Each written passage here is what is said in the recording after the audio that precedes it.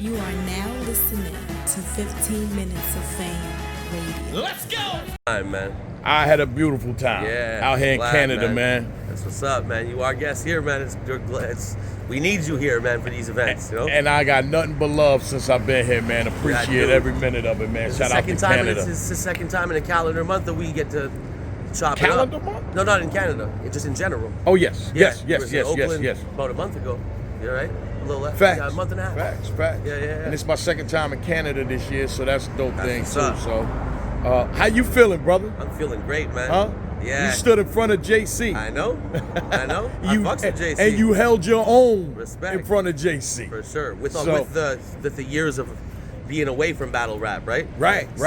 You know, but I still obviously rap all the time, so it's like I'm not losing the edge on that side. Organic, when I spat him some bars for, because originally I was supposed to battle JC at Battle of the Bay X, and it ended up being P Magic, and then so it worked kind of when me and Organic spoke, and Battle JC seemed like a good thing for this event in Toronto. You know what I mean?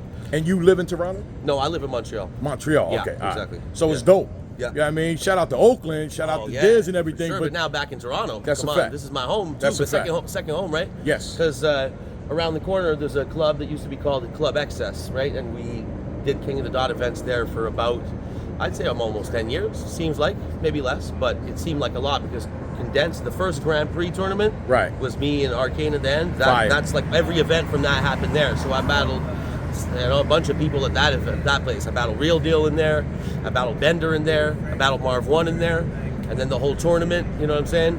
So like that place, and so being right here back at this venue, because Pat Stay, right? This was at the same venue. Were you here for that? That was the second day. No, but I mean the Pat Stay, Stay Forever was at the same venue that we're at tonight. This was the Adelaide. second day. Yeah, exactly. Right, the first day was at Axis, Club where Access. we were yesterday. Exactly. Yeah, and first I don't day remember was that there. place. I don't remember going to an event there over at Access ever before for battle rap at the very least. The Stay. Yeah. Stay was at that one? The Stay Forever was a 2-day event. Oh, okay, that's what I didn't The first day understand. was at the Axis, and then the second day was here. The same thing as here. Yes. Okay, that makes sense. Yes, yeah, I wasn't in the loop. I didn't stay the second day for the Stay Forever. I did the first day. I had some shit to do back. That was a bar. I do that sometimes unconsciously. Subconscious bars. That's subconsciously. That's fire. So yeah, and it was a great event. And like I say, man, I'm back out here for Blackout 8, man. Oh, man. Got to see you for the first time live, so that was fire. You missed the Magic Battle because you were out there, though, right? I was doing interviews. Okay. So in some events, man, it's like the way it's designed. Yeah. Like yesterday, man, I didn't get to see all the full battles because in between battles I'm trying to do interviews. That so makes sense. That makes sense. yeah. So but I did get a clip of you. It's up on the channel. Yeah, I seen that, man. So I clipped you and then I went out and did interviews. Appreciate that, man. So that's what I do. So we got you tonight too. So sure, man. How'd you call the battle? How'd you feel about the battle? The battle, I think it's a clash of styles, right? So like JC, I feel like his strongest point is his presence and his delivery, the way that he presents himself, the way that he spits his bars. I'd almost believe he could say anything. He could say a joke in an aggressive way, and like I would, you know what I mean? Like it's just conducive to like, oh, this is something spitting something over here, right? And I think it's the same thing for me, but in a different way, right? So I'm less straight. There's a lot of I'm going here, I'm doing that, I'm rapping this way, I'm dancing over something. He's dancing, but I'm dancing figuratively with the flow, right? And the reference game, I think, I'm more like haymakery in my mind, right?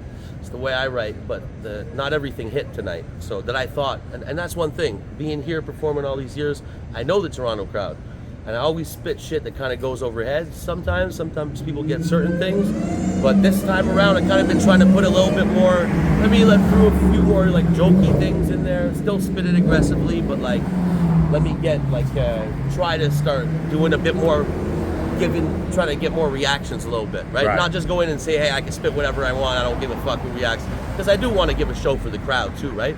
I don't want to lower the quality of my content to spoon feed it to the crowd, but I do want to like switch up the styles, you know, within what I do to get a little bit more, hey, here's something a little simpler, here's something a little, but it's not less good to me, it's just let me try to get the crowd into this. You know what I mean? Because they might not get the next one, and I'm Sometime- not going to right. not say it. Right. So you know? periodically you need That's to how get I the write. ooh and the ah. Exactly. You know, and if Exactly. you don't, then it's Yeah. looking like you're dying. Yeah, exactly. So in the Magic battle, I was just spitting mad laid back, right?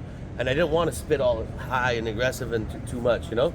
And I was so comfy in the ring there. I kind of tried to like reenact the feeling that I had when I was in the ring there, because against Magic was the first time that I was in the ring and like the most comfy. Just like nothing. Sometimes people will go in the ring and you'll be like, oh, there's a little jolt of adrenaline, you know? There's a little something.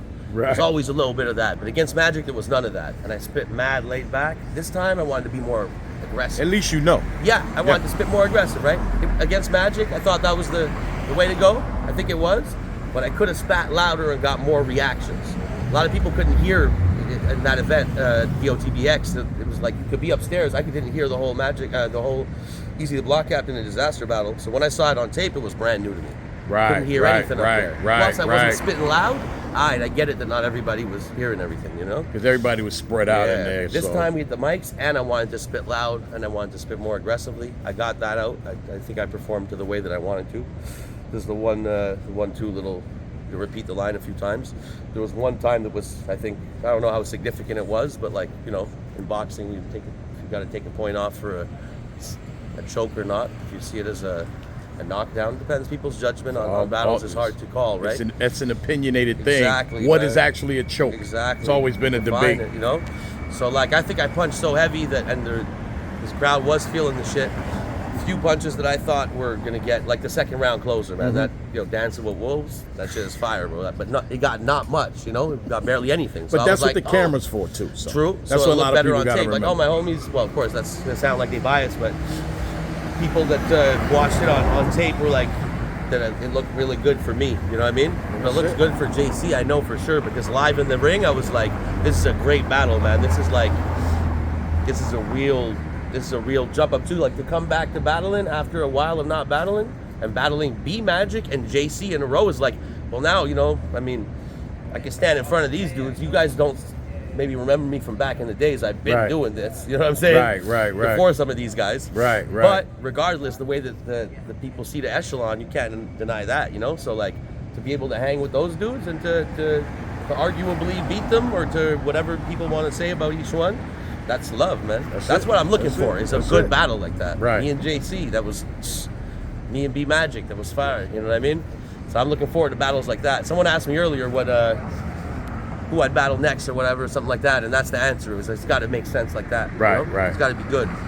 But good shit tonight, brother. Yo, thank good you. shit, man. Appreciate you, man. Low Pesci. My man, yes, Joe sir. Pesci's brother. Yeah. What am I, an asshole? My man. Appreciate you, brother. Yo, appreciate you, bro. Thank you. 15 minutes of fame. You are now listening to 15 Minutes of Fame Radio. Let's go.